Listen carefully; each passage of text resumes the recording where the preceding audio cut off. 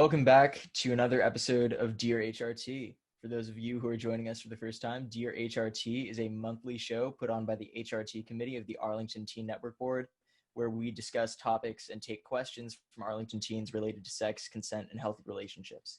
I am joined today by the Teen Network Board co-chair, Yasmina Mansour. My name is Nathan Dent, and we are going to dive right into answering questions. First question is, what are some ways to get out of harmful situations involving consent and relationships?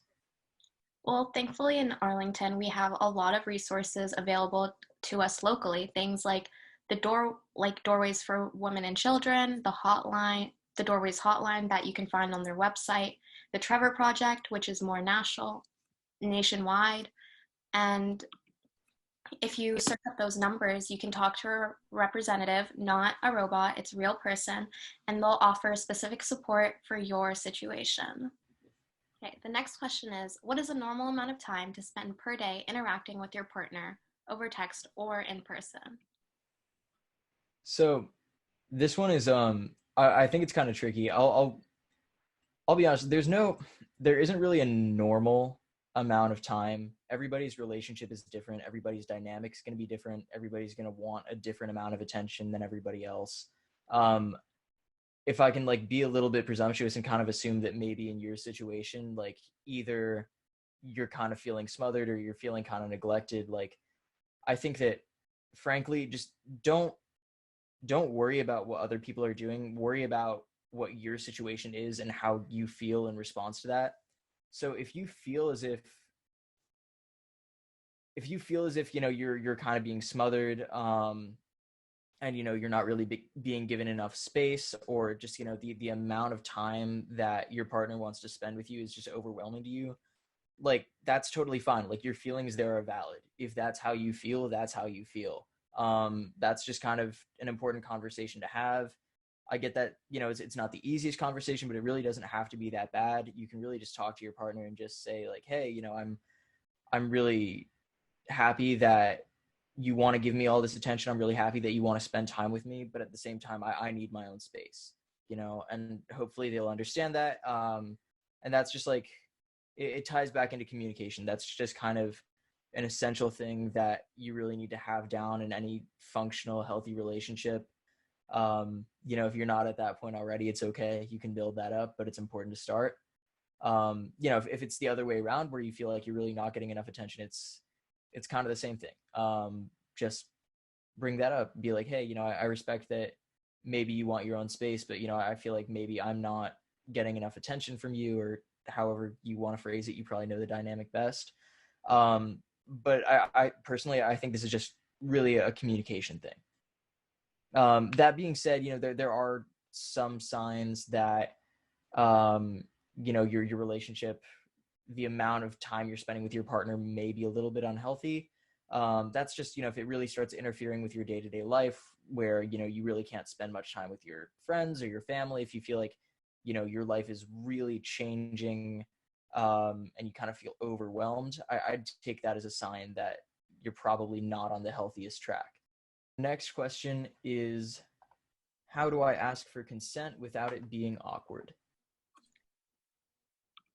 This ties back to communication, and also the fact that you need to normalize consent in your normal life, not just sexually.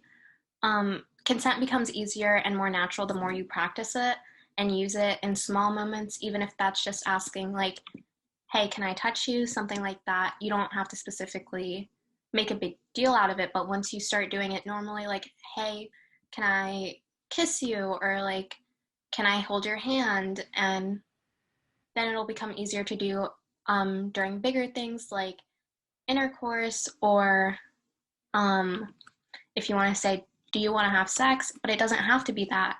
It could be, can I touch you here? Are you comfortable? Does this feel good? Do you want me to keep going?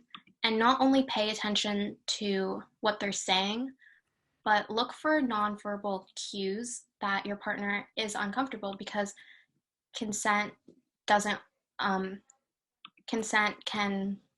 your partner can revoke consent in ways that aren't verbal. So freezing up, crying, pulling away. Just make sure you open up the floor for communication and are paying attention. Yeah, at the end of the day, really it's only as awkward as you make it. It'll get a lot less awkward with time. Um, really it's just fuse confidence, and just say like it's really, it's not that awful to just say, do you want to have sex?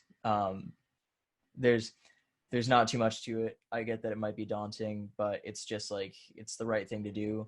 Going back to what Yasmina, you were saying about kind of the nonverbal aspects of the consent, the whole reason why consent is important is because we don't want to emotionally damage people as, the result of our own actions.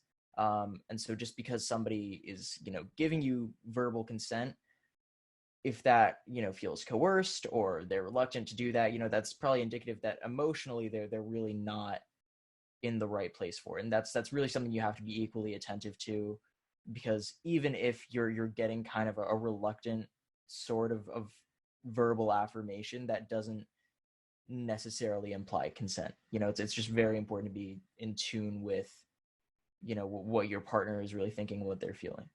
So the next question is, what do I do if I had unprotected sex and get what looks like an STD but can't see a doctor because of my parents?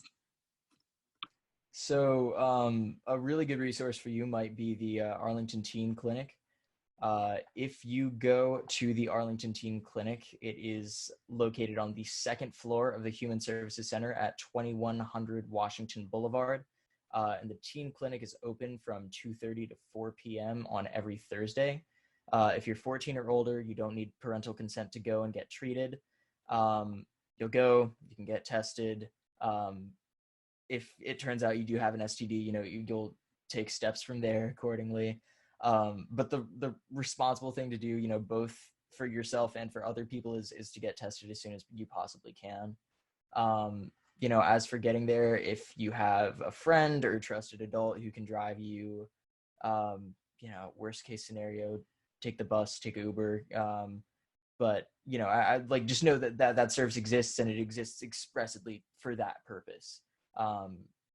So I hope that's helpful.